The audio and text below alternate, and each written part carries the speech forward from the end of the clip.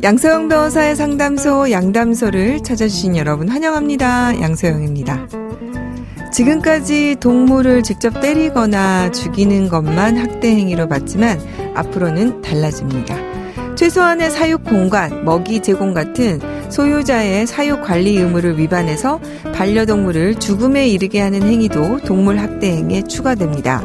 최근 화물차 칸에 작은 칸에 개를 가둬놓고 기르는 사례가 있었죠. 자, 이러한 경우에도 동물 학대에 해당된다는 겁니다. 앞으로 달라지는 동물 관련 법안 살펴보겠습니다. 법무법인 승인 양소영 변호사입니다. 동물보호법 전부 개정 법률이 공포되었습니다. 앞으로 반려동물을 부실하게 관리해서 사망에 이르게 하는 소유자도 동물 학대 행위로 처벌받게 됩니다. 도사견 등 맹견을 키우기 위해서는 허가를 받아야 되고요. 일반 개라도 사람을 문 전력이 있다면 맹견으로 지정될 수 있습니다. 개정 법률은 하위법령 개정을 거쳐 공포 후에 1년이 경과한 내년 4월 27일부터 시행됩니다. 현재 3년 이하 징역인 동물 학대 행위 처벌에 대해서는 현행 기준을 유지한다고 하는데요. 최근 동물 학대가 빈번하게 발생하면서 처벌을 강화해야 한다는 의견도 나오고 있습니다. 모두가 책임감 있는 반려동물 보호자가 된다면 동물 학대와 관련 뉴스가 없어지지 않을까 좀 기대를 해보는데요. 우리가 정말 이제 바뀌어야 될 것은 동물에 대한 인식입니다. 동물에 대해서 물건으로 인식하고 함부로 내 마음대로 해야 된다는 인식에서 이젠 벗어나서 동물들이 하나의 생명체로서 그리고 정말 동물이라고 부르잖아요. 우리의 반려하고 있는 생물체로서 존중받아야 되고 보호받아야 된다. 이렇게 인식이 반드시 좀 바뀌었으면 좋겠습니다.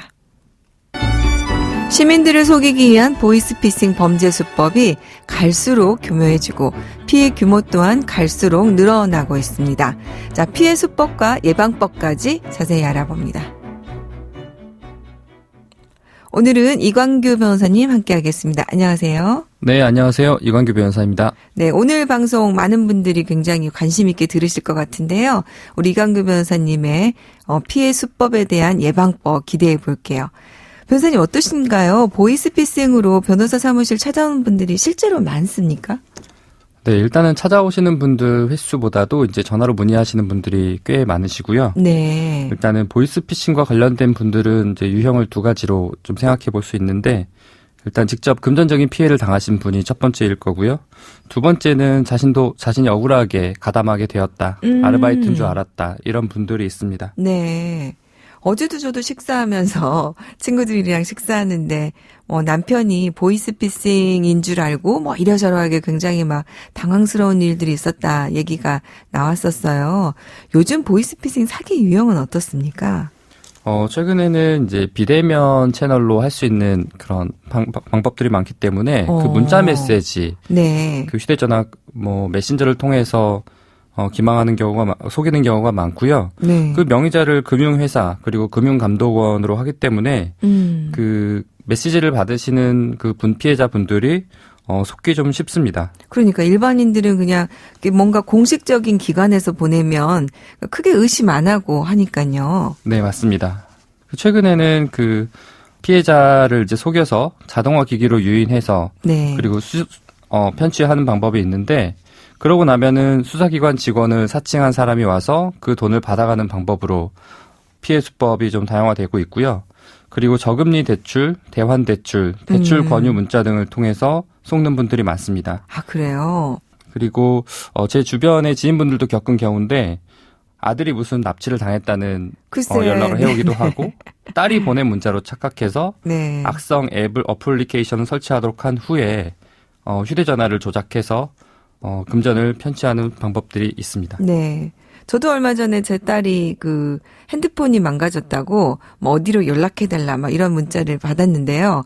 제 딸이 바로 옆에 있었거든요. 그래서 제가 답신으로 내 딸은 내 옆에 있는데 누구니? 이렇게 문자를 보내기로 했는데 제가 보내고 나서 후회했어요. 괜히 보냈다. 네. 정말 수법이 다양한데요. 근데 이광규 변호사님도 보이스피싱을 당하신 적이 있으시다면서요?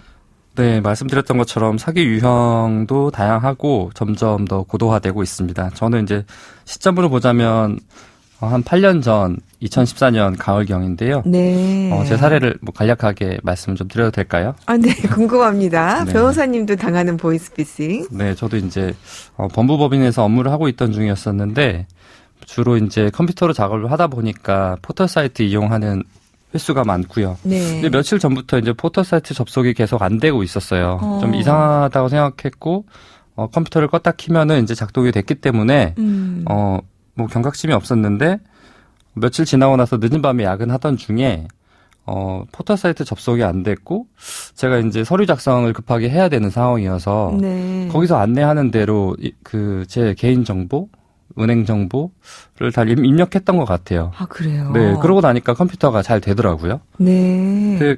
그래서 업무를 하다가 갑자기 이제 고객센터라고 전화가 왔는데 마지막으로 그때 알려달라는 그 정보를 보내주니까 네. 제 계좌에서 299만 원씩 5번이 인출이 됐습니다. 그래요? 네네. 오, 그러면은 변호사님의 컴퓨터가 잘 이렇게 포털에 접속이 안 되도록 그러니까 원격으로 조정을 해서 접근했다 이런 건가요?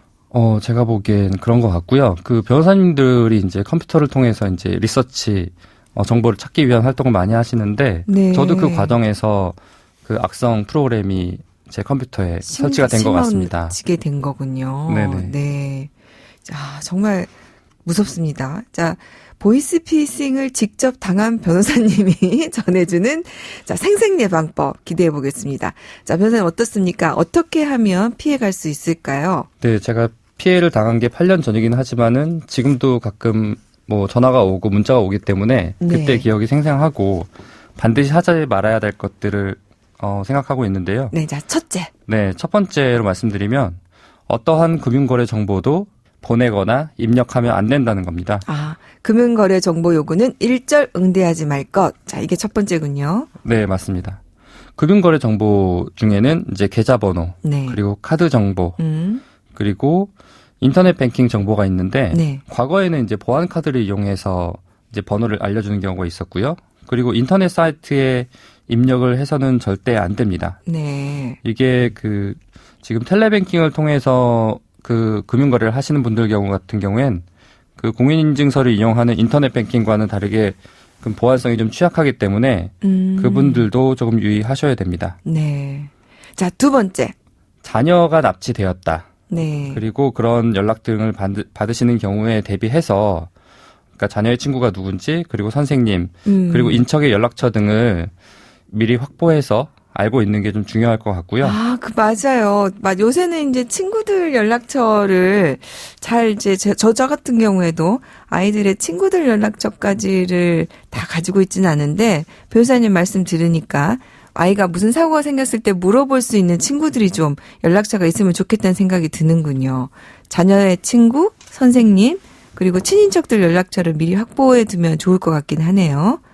자, 세 번째. 네, 그리고 세 번째로는 어떠한 발신번호 등이 지금 발신번호는 조작이 가능하기 때문에 그 휴대전화 번호처럼 보이는 번호가 왔다고 하더라도 네. 그 번호를 신뢰하시면 안 되고 자기 전화번호에 전화기에 저장되어 있지 않는 번호라면 첫 번째는 의심을 하셔야 되고 받지 않으시는 거를 권합니다. 아, 내가 모르는 번호는 받지 말아라. 네, 저는 네. 그렇게 말씀드리고 싶고요. 이렇게 피해를 당하신 경우에는 신속히 지급 정지를 요청하셔야 되는데 일단 첫 번째로 제가 생각난 거는 경찰청이었습니다. 112로 신고를 하고 경찰 관분들이 굉장히 빨리 오시기 때문에 안내를 잘 받고 은행에 지급 정지 신청을 한다면 피해를 줄일 수 있는 방법이 됩니다. 네. 최근에 메신저 피싱이 점점 늘어난다고요? 네, 맞습니다. 그 작년 기준으로 보이스 피싱 피해 금액은 1,682억 원 정도로 확인되고 있는데요. 그중에 60%가 메신저 피싱에 의한 사례입니다. 네. 그 메신저에 속은 피해자는 그 사기범에게 자신의 신분증, 그리고 은행 계좌, 비밀번호 등 개인정보를 전달했고요. 악성 링크를 보내서 원격 조종 앱을 설치하도록 한 다음에 휴대폰에 설치된 은행 등의 어플리케이션으로 돈을 인출했습니다. 2021년도 피해 금액은 전년도에 비해서 감소한 수치긴 하지만 메신저 피싱은 증가했고 총 피해 금액 중에 30% 정도만이 환급됐습니다. 코로나 이후에는 비대면 채널이 이용이 증가하면서 사기 수법이 대출 빙자형에서 메신저 피싱형으로 전환되고 있는 추세입니다. 그렇군요. 아까 이광규 변호사님이 말씀하셨듯이 안타까운 경우가 구직 신청을 했는데 그 구직 신청을 한 곳이 보이스피싱을 하는 인출책을 구하는 업체여가지고 자기도 모르게 이제 그런 일에 연루가 돼서 대포통장 명의인이 되어버린 그런 사례가 늘고는 있다고 말씀하셨었잖아요. 네, 맞습니다. 이런 분들을 위해서 어떤 점을 좀 주의하면 될까요? 일단은 이제 두 가지 경우를 이야기해 드릴 수 있는데, 실제 현장에 나가서 이제 피해자로부터 금전을 전달받는 인출책이 있고요. 네. 그리고 자신의 명의를 빌려주면 뭐 대가를 뭐 몇십만 원 주겠다고 해서 네, 자신의 그 뭐 신분증이나 그런 걸 보내서 통장을 만들 수 있게 하는 경우가 있는데, 첫 번째로 인출책으로 이제 검거가 되는 분들 보면은 자신이 이제 인터넷 구직 사이트나 그 생활정보집 등을 통해서 구직을 했다고 이야기를 합니다. 네. 하지만 그 구직을 요청한 업체가 정상 업체가 맞는지 확인 절차가 좀 굉장히 미흡했고요. 네. 이런 걸 방지하기 위해서는 그 업체에 방문하든지 그리고 근로계약서를 작성을 반드시 해야 됩니다. 네. 그 수사기관에서는 그렇게 인출책으로 검거된 분들이 그 근로계약서를 작성했는지 여부, 그리고 업체를 방문했고 그 회사 사장이 누군지 여부를 명확하게 묻고, 만약에 그 부분이 명확하지 않다면 사기죄의 밀필적 고의가 인정된다, 이렇게 보고 있고요. 아, 그렇군요. 그러니까 그런 업체를 확인하지 않는 것 자체가 일단 뭔가 보이스피싱 내지는 범죄 단체일 수 있다는 것을 인식했다, 이렇게 보는군요. 네, 그렇게 해서 공범으로 네, 재판을 받는 경우가 많습니다. 네. 그리고 두 번째는 이제 자신의 명의를 이제 전달해 주는 경우인데, 사기범들은 세금 절감 목적으로 통장을 요구하거나 그 자신의 명의를 빌려달라, 이 정도로 이야기를 하고 있습니다. 하지만은 그 은행 같은 경우에는 그 계좌를 만드는 게 요즘에는 엄격하지만 그 증권회사 같은 경우가 아직은 조금 잘 만들어지기 때문에 그렇게 만들어진 계좌로 보이스피싱 범죄에 이용되기 때문에 그렇게 명의를 절대로 빌려주시면 안 될 것 같습니다. 네. 우리나라의 그 가장 좀 그 안 좋은 문화 중에 하나가 내 명의를 다른 사람에게 빌려주는 것을 굉장히 쉽게 생각하는 부분이 있는 것 같아요. 이제 최근에는 판례가 이렇게 명의를 빌려주는 것에 대해서 엄격히 하고 있어서 다행이긴 합니다. 자, 이 부분에 대해서는 내 명의를 함부로 빌려주는 것은 절대 안 된다는 거 유의해야 될 것 같습니다. 자, 오늘 이광규 변호사님 도움 말씀 감사합니다. 네, 감사합니다. 양소영 변호사의 상담소 양담소는 내일 또 문을 엽니다. 끝곡 Fly to the Sky에 전화하지 말아요. 들려드릴게요. 양소영이었습니다.